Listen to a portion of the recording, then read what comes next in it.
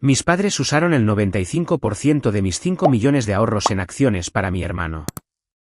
Él se burló, creyendo que me habían arruinado. Me reí y le dije lo estúpido que era al marcharme. No tenía ni idea de que esos 5 millones eran solo el comienzo. Todavía recuerdo el momento exacto en que todo cambió. Mi nombre es Ethan.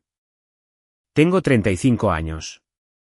Esa tarde, estaba sentado en la sala de estar de mis padres en Edmund cuando mi madre me miró y me dijo con calma algo que cambiaría a nuestra familia para siempre.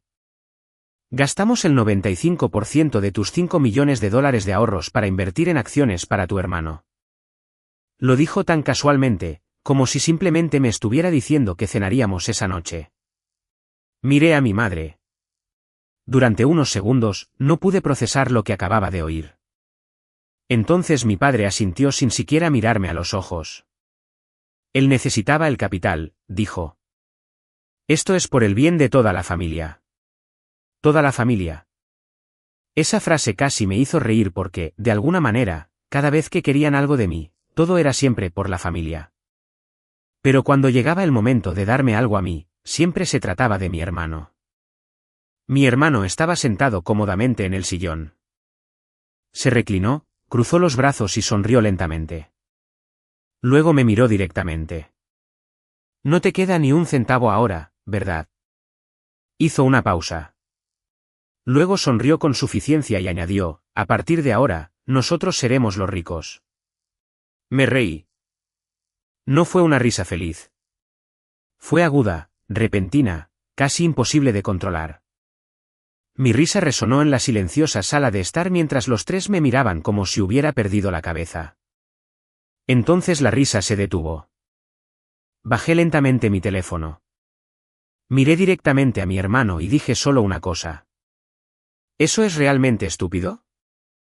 La sonrisa desapareció de su rostro. Me levanté, tomé mis llaves y salí por la puerta sin decir una palabra más. No discutí. No exigí que me devolvieran mi dinero. Tampoco los amenacé porque no tenían idea de lo que realmente habían hecho. Y ciertamente no tenían idea de lo que yo ya sabía. Mientras me alejaba de esa casa, un pensamiento se repetía en mi mente. Creían que acababan de quitarme casi todo lo que tenía. Creían que habían asegurado el futuro de mi hermano. Creían que yo era el desvalido en esa habitación. No podían estar más equivocados porque los 5 millones de dólares que habían tomado no era la parte más aterradora de esta historia. Era lo que su decisión acababa de poner en marcha. Y en poco tiempo, iban a descubrir exactamente lo que sucede cuando una familia confunde el silencio de alguien con debilidad. 3 semanas antes, estaba sentado en mi apartamento con vistas al horizonte de Oklahoma City después de otro largo día terminando el papeleo final de la venta de la empresa. A los 35 años, había pasado más de una década construyendo algo desde cero. Empecé en un pequeño puesto de análisis justo después de la universidad, aprendiendo cómo se movía el dinero en las empresas medianas. En pocos años, pasé al desarrollo de productos y luego asumí el riesgo de cofundar una plataforma fintech centrada en herramientas de flujo de caja para empresas que eran demasiado grandes para el software básico y demasiado pequeñas para los sistemas empresariales. Los primeros días significaron semanas de 60 horas, fines de semana depurando código y más de una noche durmiendo en el sofá de la oficina. Los inversores llegaron lentamente, los clientes aún más lento. Rechacé ofertas corporativas mejor pagadas porque creía que el producto podía funcionar. Cuando finalmente llegó la oferta de adquisición, negocié duramente los términos. Pagué los impuestos, cubrí los honorarios legales y me quedé con 5 millones de dólares en ahorros limpios. Coloqué la mayor parte en una cuenta de alto rendimiento y una mezcla conservadora de fondos indexados. Sin coche de lujo, sin cambios bruscos en mi estilo de vida. El dinero representaba años de trabajo enfocado y la base para lo que sea que construyera a continuación. Mientras yo seguía cada dólar con cuidado, mi hermano menor, Ryder, se movía en la dirección opuesta. A los 24 años, todavía vivía en la casa de nuestros padres en Edmund y mostraba poco interés en mantener un trabajo estable. Hacía turnos cortos en tiendas cuando le apetecía y pasaba largos periodos sin hacer nada en absoluto. Lo que perseguía constantemente era el juego, apuestas deportivas en línea en su teléfono, partidas de póker nocturnas con conocidos y viajes de fin de semana a los casinos a lo largo de la interestatal. Las pérdidas seguían un patrón familiar. Primero las disculpas, luego las excusas, luego las solicitudes discretas de ayuda. Mamá y papá siempre intervenían. Pagaron saldos de tarjetas de crédito que habían superado los $10.000. Cubrieron cheques sin fondos de los breves periodos en que intentó alquilar un lugar por su cuenta. Acallaron las llamadas de cobradores y se dijeron a sí mismos que era temporal. Lo llamaban de apoyar a la familia. Desde mi punto de vista, parecía un ciclo que nunca terminaba. Ryder nunca ocultó cómo veía el mundo. Durante las cenas familiares, se reclinaba y hablaba de la gente que tenía suerte frente a la gente que trabajaba demasiado por muy poco. Mencionaba la vida que creía merecer y los atajos que deberían estar disponibles. En las redes sociales, publicaba sobre parientes que se negaban a compartir oportunidades y sobre la injusticia de ver a alguien más tener éxito mientras él luchaba. Los comentarios generalmente estaban de acuerdo con él. Algunos amigos me etiquetaban de maneras que parecían intencionadas. El mensaje subyacente era consistente: mis ahorros existían como algo que la familia podía usar cuando llegara el momento adecuado. Las señales se hicieron más difíciles de ignorar. Mamá comenzó a hacer preguntas casuales sobre cómo estaban configuradas mis cuentas y si todavía usaba la misma información de inicio de sesión de cuando me estaba recuperando de una cirugía 2 años antes. Papá mencionó de pasada que Ryder había estado hablando de ideas de inversión que necesitaban capital inicial. El propio Ryder me envió un breve mensaje de texto una noche sobre oportunidades familiares y cómo algunas personas eran demasiado cuidadosas con el dinero. Nada de esto fue directo, pero la dirección era clara. Me reuní con mi amiga Chloe para tomar un café cerca de Bricktown en una tranquila tarde de un día laborable. Puse mi teléfono sobre la mesa y revisé las publicaciones y los mensajes recientes de casa. Chloe leyó todo sin hablar, luego dejó su taza. Está construyendo un caso, dijo. Y tus padres ya están a medio convencer. Necesitas poner distancia entre lo que pueden alcanzar y lo que realmente importa. Su consejo fue práctico: abrir una segunda cuenta de ahorros que pareciera idéntica a la principal. Mover la mayor parte de los 5 millones a la nueva cuenta para que cualquiera que revisara la original viera un saldo lo suficientemente grande como para parecer real. Mantener los fondos verdaderos detrás de configuraciones de seguridad y autenticación separadas que solo yo controlara. Si llegaba la presión, el señuelo la absorbería. Esa noche, volví al apartamento y abrí la aplicación del banco. Creé la nueva cuenta, transferí $4.750.000 y reflejé la configuración de notificaciones, para que ambas cuentas parecieran iguales desde fuera. La cuenta principal ahora tenía poco más de $250.000, suficiente para parecer sustancial e intacta. Verifiqué cada detalle 2 veces y luego cerré el portátil. El proceso se sintió frío, pero la alternativa se sentía peor. Las repetidas pérdidas de Ryder, los rescates automáticos, las preguntas discretas y el creciente sentido de derecho apuntaban todos hacia el mismo resultado. Ya no estaba dispuesto a dejar la cantidad total expuesta. Me fui a la cama esa noche con el señuelo en su lugar y los ahorros reales asegurados. Cualquiera que fuera la conversación que pudiera venir después, la base que había construido permanecería bajo mi control. 2 semanas antes de esa tarde en Edmund, Ryder conoció a un hombre llamado Vaughan en un bar deportivo en el lado norte de Oklahoma City. Vaughan tenía 28 años, era seguro de sí mismo y hablaba como alguien que ya había ganado dinero en los mercados. Pagó la primera ronda y escuchó mientras Ryder se quejaba de turnos cortos, deudas impagadas y la sensación de que todos los demás estaban progresando. Vaughan asintió en los momentos adecuados. Luego se inclinó y comenzó a hablar de acciones. No del tipo lento y aburrido, dijo. Del tipo que se mueve rápido si tienes la información correcta y suficiente capital para entrar temprano. Mencionó algunos tickers que, según él, estaban a punto de dispararse, mostró capturas de pantalla de gráficos verdes en su teléfono y habló de amigos que habían convertido pequeñas cantidades en ganancias serias en cuestión de semanas. Ryder escuchó con ambos codos sobre la mesa, ya calculando lo que una participación real podría significar.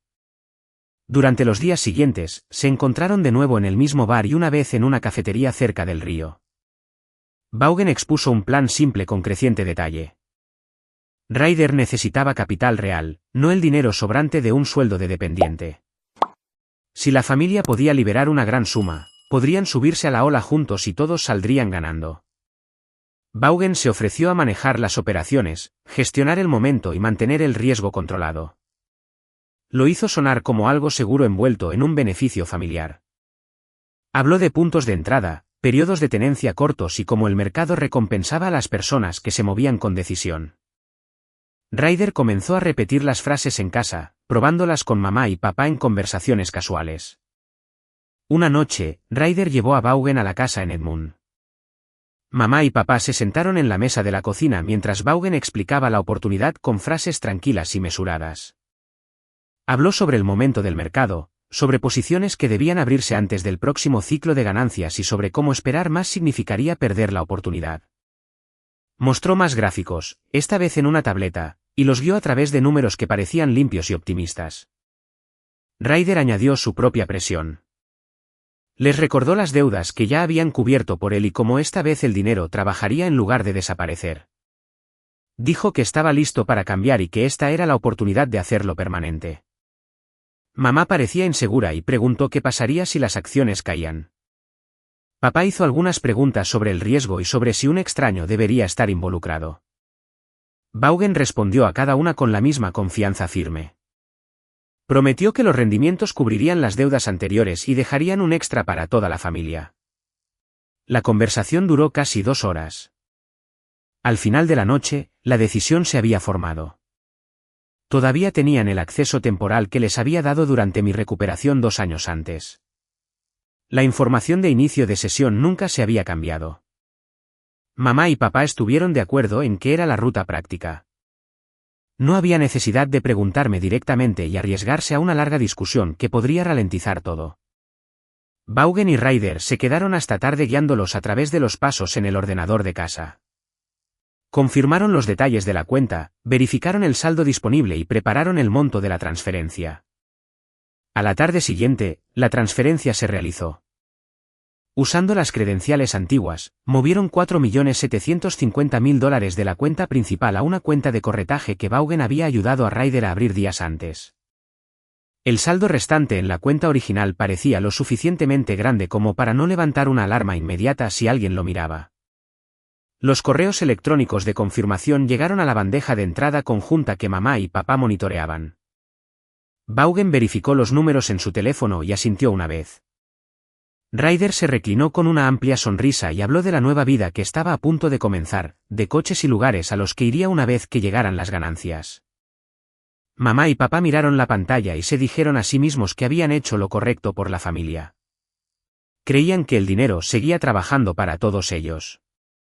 Durante los días siguientes, Vaughan comenzó a realizar las operaciones. Envió breves actualizaciones sobre puntos de entrada y posiciones abiertas. Ryder reenviaba los mensajes a mamá y papá con comentarios adicionales sobre lo bien que ya iba y lo inteligente que había sido el momento. Nadie cuestionó la velocidad. Nadie pidió una verificación independiente o extractos de un tercero. El dinero había desaparecido de la cuenta de ahorros y estaba en el mercado bajo un plan que solo Vaughan controlaba y entendía por completo. Yo no conocía ninguno de estos detalles en ese momento. Las reuniones en el bar, la conversación en la cocina de Edmund, el uso silencioso del antiguo inicio de sesión y el movimiento real de los fondos, todo sucedió sin mi conocimiento. Lo único que se haría visible desde mi lado sería la caída repentina en el saldo que llegó más tarde. En ese momento, el plan ya se había puesto en marcha y la transferencia estaba completa. Más tarde esa noche, me senté en mi coche fuera de una tranquila franja de tiendas y abrí la aplicación de mensajería que todavía se sincronizaba desde un antiguo dispositivo familiar. El hilo tenía fecha de 3 días antes. Incluía a papá con su nombre completo, Robert, junto con Ryder y Vaughan. Los primeros mensajes eran cortos y prácticos. Ryder preguntaba si el acceso todavía estaba activo. Robert respondía que sí. Vaughan luego describía la cantidad exacta a mover y los detalles de la cuenta de corretaje. Más abajo en la cadena, Ryder escribió que yo no me daría cuenta si actuaban rápidamente. Vaughan respondió con una serie de instrucciones sobre el momento y cómo mantener la conversación alejada de mí. Las respuestas de Robert eran breves confirmaciones. Un mensaje de Ryder decía que el dinero finalmente lo pondría por delante. Vaughan respondió que las posiciones ya estaban alineadas y que la familia se beneficiaría una vez que se cerraran las operaciones.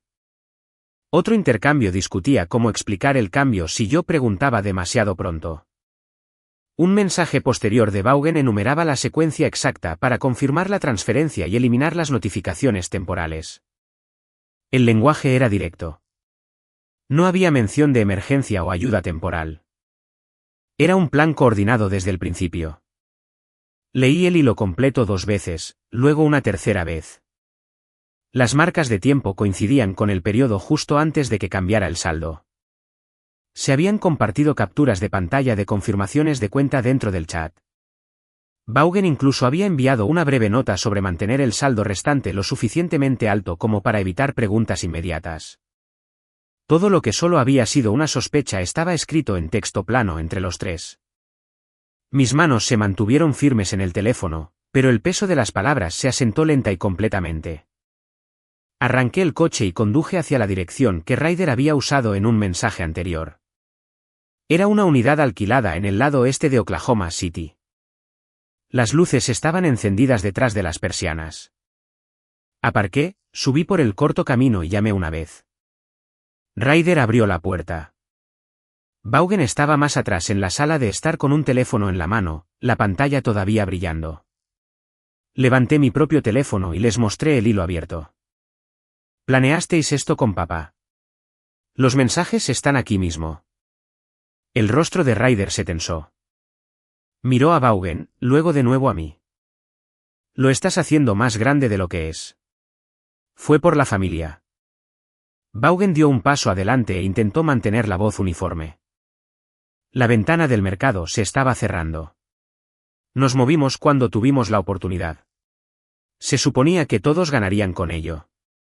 Pregunté cuánto tiempo habían estado discutiendo la transferencia antes de que sucediera. Ryder admitió que habían hablado de ello durante más de una semana. Dijo que la idea comenzó con los gráficos de Vaughan y creció a partir de ahí. Vaughan confirmó que había guiado la configuración de la cuenta de corretaje, elegido las posiciones iniciales y programado la transferencia para que el dinero estuviera listo cuando abriera el mercado. Ninguno de los dos negó la coordinación. Ryder dijo que las acciones iban a generar ganancias y que me lo habrían agradecido una vez que los números se vieran bien. Vaughan agregó que el riesgo había sido calculado en papel y que intentar revertir algo ahora solo bloquearía las pérdidas. La conversación se mantuvo en la puerta abierta. Pregunté si mamá conocía todos los detalles del chat privado. Ryder negó con la cabeza y dijo que ella solo conocía el plan general de una inversión destinada a ayudar a la familia. Pregunté si habían considerado cómo se vería la caída repentina en la cuenta desde mi lado. Vaughan respondió que esperaban que me adaptara. Ryder murmuró que yo siempre había caído de pie antes y que esta vez no debería ser diferente. Añadió que los rendimientos harían que todo valiera la pena al final. Me quedé allí el tiempo suficiente para escuchar el resto de sus justificaciones. Enmarcaron la transferencia como una oportunidad en lugar de una sustracción. Hablaron de rendimientos futuros y de cómo la familia compartiría las ganancias una vez que las operaciones maduraran. Siguieron volviendo a la idea de que la decisión había sido práctica y necesaria. Los mensajes en mi teléfono mostraban una imagen diferente: planificación clara, sincronización deliberada, capturas de pantalla compartidas, instrucciones específicas y la suposición repetida de que yo permanecería fuera de la decisión hasta que estuviera terminada. Bajé el teléfono y me alejé de la puerta. La admisión ya estaba completa. El hilo, las marcas de tiempo, los nombres en los mensajes y sus propias palabras habladas confirmaron que el movimiento de los fondos nunca había sido un impulso o un favor de última hora. Se había organizado paso a paso mientras yo permanecía ajeno. Me di la vuelta y volví al coche sin otro intercambio. El aire de la noche se sentía más frío que una hora antes. A la mañana siguiente, abrí mi portátil en la mesa de la cocina y comencé a rastrear la cuenta de corretaje que había recibido la transferencia. Los registros públicos y los extractos limitados a los que pude acceder mostraban una serie de operaciones de opciones de alto riesgo realizadas a los pocos días de la llegada del dinero. Las posiciones se habían movido en contra del mercado casi de inmediato. Las opciones de compra y venta con ventanas de vencimiento cortas dominaban la actividad. Grandes apuestas concentradas se sentaban en un puñado de nombres volátiles. Lo que habían sido $4.750.000 ya había bajado más del 60% en papel. Varios contratos habían expirado sin valor al cierre de sus ventanas. Otros permanecían abiertos y profundamente bajo el agua. Los requisitos de margen habían provocado liquidaciones forzadas que bloquearon más pérdidas. El patrón coincidía con la especulación agresiva a corto plazo en lugar de cualquier asignación medida a largo plazo. No aparecían órdenes de stop loss en el historial disponible. La actividad de la cuenta contaba una historia clara de velocidad, concentración y exposición deliberada a rápidas oscilaciones de precios. Mientras revisaba documentos relacionados del condado y de prestamistas, encontré la segunda pieza. Mamá y papá habían obtenido un préstamo sobre el valor líquido de la vivienda contra la casa en Edmund. La propiedad había sido de su propiedad libre de cargas durante más de 15 años. El nuevo gravamen mostraba un monto principal lo suficientemente grande como para cubrir fondos adicionales que aparentemente habían inyectado en la misma cuenta de corretaje después de la transferencia inicial. Los pagos mensuales eran altos en relación con sus ingresos fijos combinados de fuentes de jubilación. Los documentos del préstamo mencionaban tanto a Susan como a Robert como prestatarios y llevaban una tasa de interés variable que podía ajustarse al alza con poco aviso. Se aplicaban penalizaciones por pago anticipado si intentaban liquidar el saldo antes de tiempo. Los costos de cierre y las tarifas ya se habían deducido. La casa que había representado su seguridad más antigua ahora estaba directamente vinculada al mismo conjunto de operaciones que ya estaban perdiendo valor a un ritmo acelerado. A media mañana, llegaron una serie de alertas de seguridad del banco que tenía mi cuenta protegida. Se habían registrado múltiples intentos de inicio de sesión fallidos en un periodo de tiempo comprimido. Los intentos se originaron desde una dirección IP que se resolvió cerca del lado este de Oklahoma City y desde una segunda dirección enrutada a través de una red pública abierta.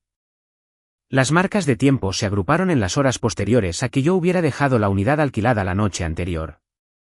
La autenticación de 2 factores bloqueó cada intento. Las huellas dactilares del dispositivo capturadas en los registros coincidían con patrones vistos previamente en la red familiar compartida durante visitas festivas anteriores. Una secuencia mostró repetidas variaciones de contraseña construidas en torno a detalles personales conocidos. Las alertas continuaron durante casi 40 minutos antes de que el intento se detuviera. Cada entrada fallida dejó un registro claro de la hora, la ubicación aproximada y el método. Guardé cada notificación, exporté el historial completo de inicio de sesión con datos de IP y capturé capturas de pantalla de las alertas con sus marcas de tiempo exactas. Añadí los extractos de corretaje que mostraban las posiciones en declive y las liquidaciones forzadas, los documentos del préstamo sobre el valor líquido de la vivienda extraídos de los registros públicos del condado. La confirmación de la transferencia original y el hilo de mensajes completo ya asegurado desde el dispositivo sincronizado. La carpeta creció en una secuencia cronológica limpia, la planificación y el movimiento coordinado de fondos, las operaciones de alto riesgo que siguieron en cuestión de días. El apalancamiento adicional sobre la casa de Edmund y los intentos directos posteriores de acceder al saldo protegido restante. A primera hora de la tarde, el archivo estaba organizado, respaldado en una unidad separada y listo. Llamé a la oficina del señor Miller, un abogado civil en el centro de Oklahoma City cuya práctica se centraba en disputas financieras, reclamaciones de conversión y daños civiles relacionados. Su asistente organizó una reunión para el mismo día. Conduje la corta distancia llevando tanto copias impresas como una carpeta digital segura y puse el material sobre la mesa de conferencias en orden. El señor Miller revisó primero el hilo de mensajes, luego los registros de transferencia, la actividad de corretaje con sus pérdidas rápidas y documentadas, los documentos de la hipoteca que detallaban el nuevo gravamen y los registros de seguridad de los intentos de inicio de sesión bloqueados. Hizo preguntas precisas sobre el acceso temporal original otorgado años antes, la ausencia total de cualquier autorización por escrito para el reciente movimiento de fondos y el papel del tercero que había dirigido la configuración de la cuenta y las operaciones. Señaló la clara progresión desde la planificación privada hasta la transferencia, las crecientes pérdidas y los nuevos intentos de acceso a una cuenta separada. Explicó que los hechos reunidos respaldaban reclamaciones de conversión de fondos junto con posibles daños adicionales bajo la ley civil de Oklahoma. Describió los siguientes pasos inmediatos: comenzando con una carta de demanda formal a todas las partes involucradas, el cronograma esperado para la respuesta o la escalada, y la opción de buscar medidas judiciales temporales si continuaba la interferencia con las cuentas protegidas. Firmé el acuerdo de contratación y proporcioné el anticipo inicial antes de salir de la oficina. El archivo completo permaneció en su poder. Los hallazgos de la mañana, la escala medida de las pérdidas comerciales, el nuevo gravamen registrado contra la casa familiar en Edmund y los esfuerzos registrados para violar la cuenta protegida habían movido el asunto fuera del descubrimiento privado y hacia el proceso formal de recuperación. Documentada y rendición de cuentas. Ese fin de semana, la llamada llegó a media mañana. La voz de mamá era tensa y quebrada en la línea. Papá se había desplomado en la cocina de la casa en Edmund. Un lado de su cara se había quedado flácido. Su habla se había convertido en fragmentos y no podía mantener el equilibrio. Los paramédicos ya lo estaban subiendo a la ambulancia cuando ella llamó. Salí del apartamento de inmediato y conduje hacia el norte, hacia el hospital en Oklahoma City, la autopista extendiéndose vacía bajo un cielo pálido. Para cuando llegué a la unidad cardíaca, lo habían trasladado del área de emergencias a una habitación monitoreada en el piso superior. El médico de guardia habló con frases mesuradas fuera de la puerta. Fue un evento cardíaco agudo superpuesto a una hipertensión de larga data, agudizado por un estrés reciente y sostenido. Estaba estable por el momento, el oxígeno y la medicación mantenían el ritmo, pero las siguientes 48 horas determinarían si sería necesaria una intervención adicional. Los monitores trazaban cada latido en líneas verdes a través de la pantalla. Las vías intravenosas corrían de manera constante en ambos brazos. Una cánula de oxígeno de bajo flujo descansaba bajo su nariz. Mamá estaba sentada rígida en la silla junto a la cama, con las manos entrelazadas en su regazo, los ojos fijos en el subir y bajar de su pecho. El único sonido era el suave y regular pitido de las máquinas. Ryder llegó poco más de una hora después. Vaughan lo seguía unos pasos atrás, con las manos en los bolsillos y una expresión cuidadosamente neutral. Las enfermeras pidieron un espacio tranquilo alrededor de la cama, así que los cuatro terminamos en la pequeña sala de estar familiar al final del pasillo. Sillas de plástico se alineaban en las paredes. Una máquina expendedora zumbaba en la esquina. La luz fluorescente aplanaba cada rostro. El aire se sentía pesado e inmóvil. Nadie habló durante un largo minuto. Mamá permaneció de pie cerca de la puerta, reacia a sentarse. Tomé la silla directamente opuesta a Ryder y Vaughan y desbloqueé mi teléfono. Giré la pantalla para que los números miraran hacia la habitación. La cuenta protegida todavía tenía su saldo completo, $4.750.000, intacto y seguro detrás de todas las salvaguardas que había establecido. La cuenta que habían vaciado había sido el señuelo desde la primera transferencia. La mano de mamá subió a su boca. A través de la puerta abierta, los ojos de papá, ahora abiertos contra la almohada, se ensancharon y luego se cerraron de nuevo. El monitor cardíaco dio un pico agudo y único antes de que la línea volviera a su ritmo anterior. Ryder miró las cifras brillantes sin parpadear. Vaughan cambió su peso de un pie al otro y fijó su mirada en las baldosas del suelo. «Creísteis que el dinero se había ido», dije, manteniendo mi voz nivelada y clara. Nunca fue la cuenta real. Moví la mayor parte en el momento en que el patrón se hizo evidente. Todo lo que se tomó, todo lo que se agregó de la casa, cada posición que colapsó. Esos eran los fondos que puse al frente a propósito. El silencio que siguió duró más de lo que ninguno de nosotros esperaba. Mamá comenzó a formar una oración y luego se detuvo, las palabras atascadas. Ryder encontró su voz primero.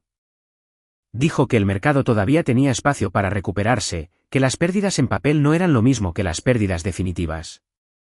Vaughan agregó en voz baja que las posiciones abiertas aún podían ajustarse si se les daba suficiente tiempo.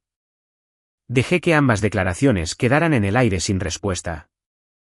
El señor Miller presentó la demanda civil esta mañana, continué. Conversión de fondos, las reclamaciones relacionadas contra cada persona que planeó la transferencia y la llevó a cabo, y los intentos posteriores de acceder a la cuenta protegida. Todos vosotros estáis nombrados como partes. Los papeles ya se están moviendo a través del sistema judicial. Mamá negó lentamente con la cabeza y comenzó a llorar en silencio, con los hombros tensos. Ryder se inclinó hacia adelante en su silla y dijo, esto no podía pasar, mientras papá yacía en una cama de hospital a solo unos metros de distancia. Vaughan permaneció en silencio, con los ojos todavía en el suelo. Los miré a cada uno de ellos por turno, luego a la puerta abierta donde los monitores continuaban su trabajo silencioso y diferente. La decisión ya se había tomado días antes. Me levanté, volví a guardar el teléfono en mi bolsillo y salí de la sala. Pasé por la estación de enfermeras, el banco de ascensores y el largo pasillo de puertas cerradas sin reducir la velocidad ni mirar hacia atrás. Detrás de mí, las máquinas mantenían su ritmo constante. Fuera de la entrada principal, la luz de la tarde caía sobre el estacionamiento con un brillo ordinario y sin complicaciones.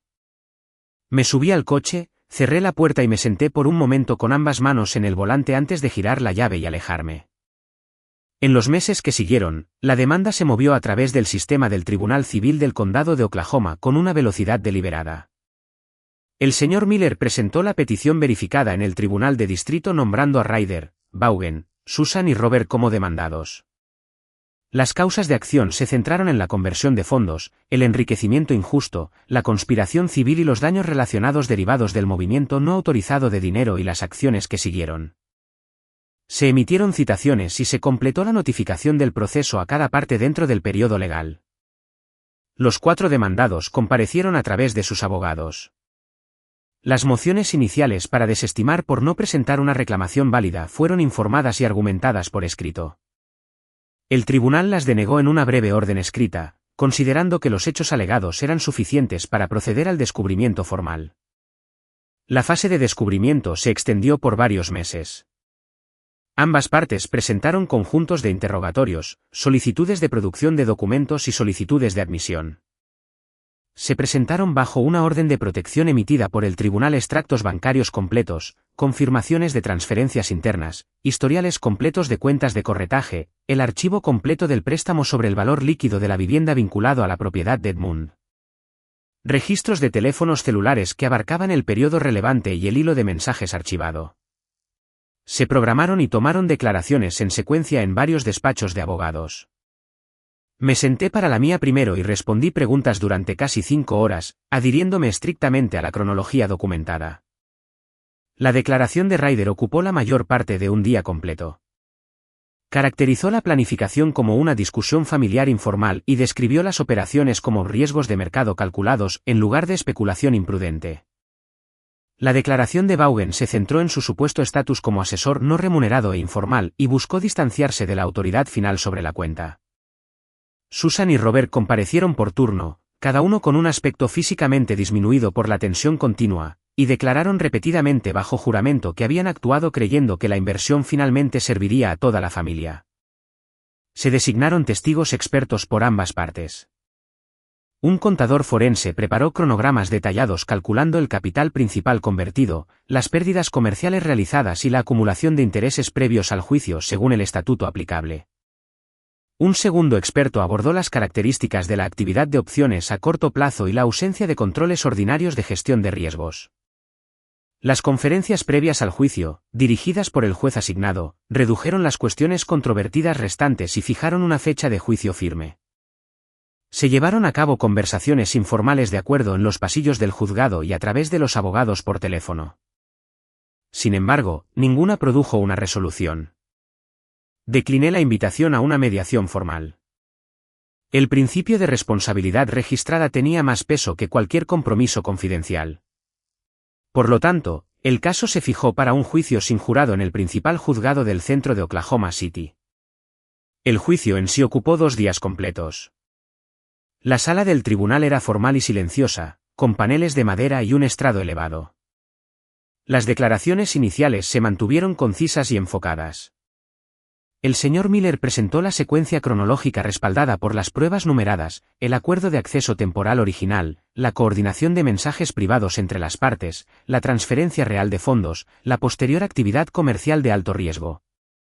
El gravamen adicional sobre la casa de Edmund y los intentos registrados de acceder a la cuenta protegida separada. El abogado defensor enfatizó el supuesto motivo familiar y la presencia ordinaria de la volatilidad del mercado. El testimonio en vivo procedió en el orden de la lista de testigos.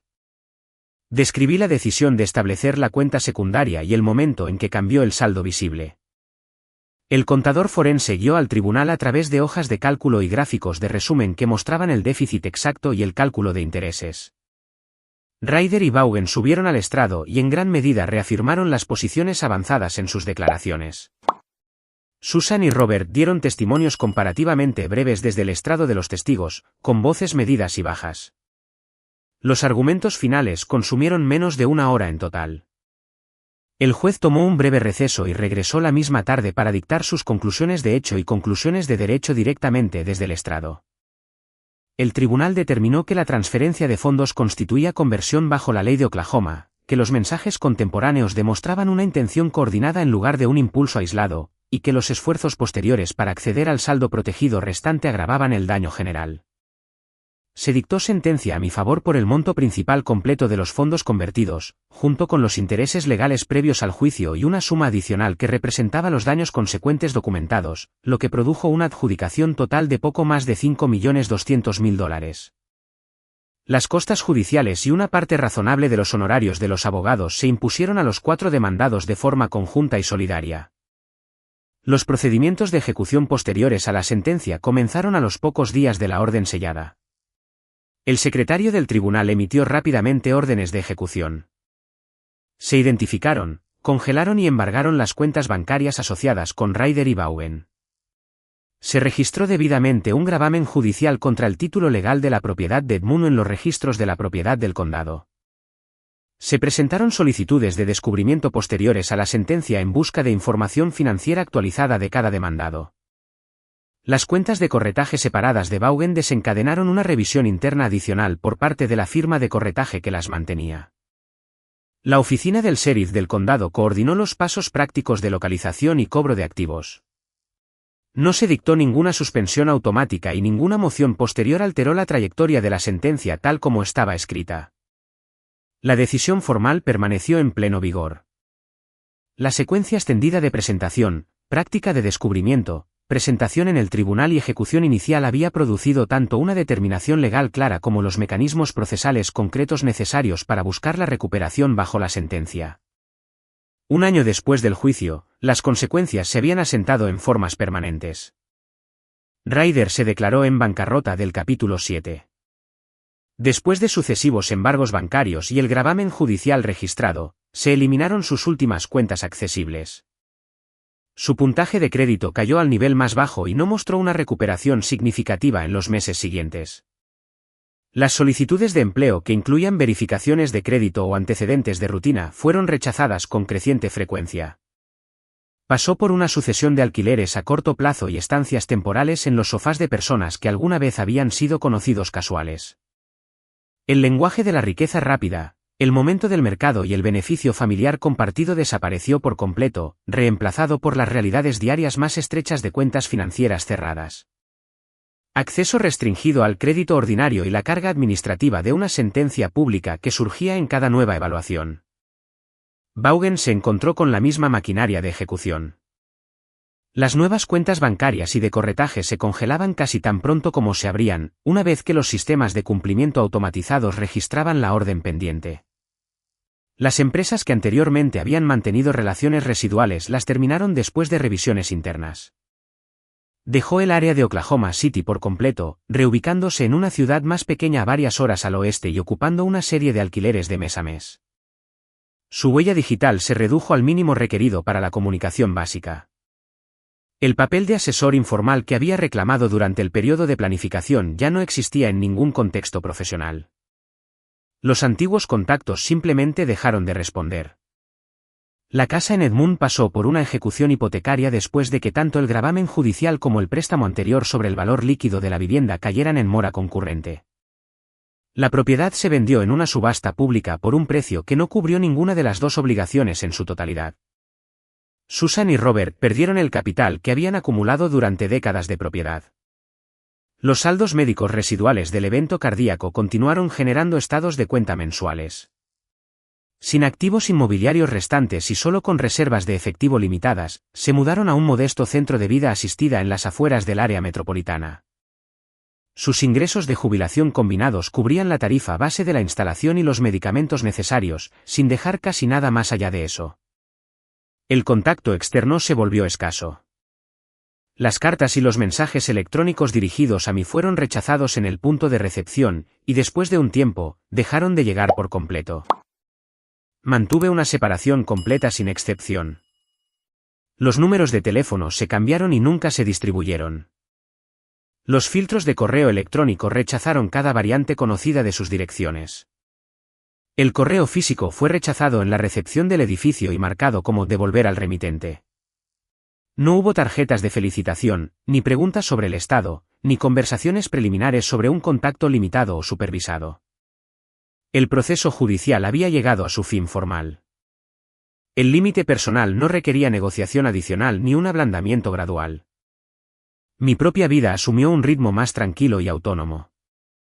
Las porciones de la sentencia recuperadas a través de acciones de ejecución se colocaron en una asignación diversificada diseñada para la estabilidad a largo plazo en lugar de la visibilidad o el despliegue rápido.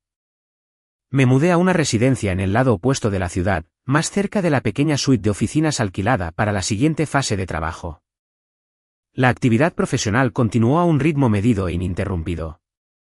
Los comienzos tempranos definían las prioridades y la ausencia total de demandas familiares residuales. Las amistades que se habían mantenido estables durante el año anterior continuaron sin la necesidad anterior de explicación o defensa. Las noches y los fines de semana pertenecían a un círculo más pequeño y a la gestión ordinaria de un solo hogar. La distancia física y comunicativa produjo su propia forma de claridad. Sin un contacto continuo, la contabilidad mental recurrente de la obligación, la anticipación de bajo nivel de la próxima solicitud y la tensión de fondo asociada a la historia compartida, todo disminuyó. Lo que quedó fue la aritmética más limpia de las decisiones tomadas para una persona. El capital que había sido protegido continuó operando bajo reglas que yo solo establecía, revisaba y ajustaba. Se formaron nuevas relaciones profesionales sin cargar con el peso de la narrativa familiar anterior. Al cumplirse un año, la observación central era clara y práctica: los límites financieros dentro de una familia no son actos de frialdad. Son el mínimo estructural que permite que cualquier relación duradera exista. Cuando esos límites se tratan como temporales o negociables, el daño resultante se extiende mucho más allá de la suma original de dinero hacia la salud física, la vivienda, la seguridad, el historial crediticio y la capacidad básica de confiar. Establecer el límite no requirió una dureza performativa. Requirió registros contemporáneos, un proceso legal formal y la voluntad de dejar que las consecuencias llegaran precisamente donde las decisiones precedentes las habían colocado. El año que siguió al juicio demostró que una vez que la línea se trazó y se mantuvo consistentemente, no necesitó más justificación. Simplemente permaneció.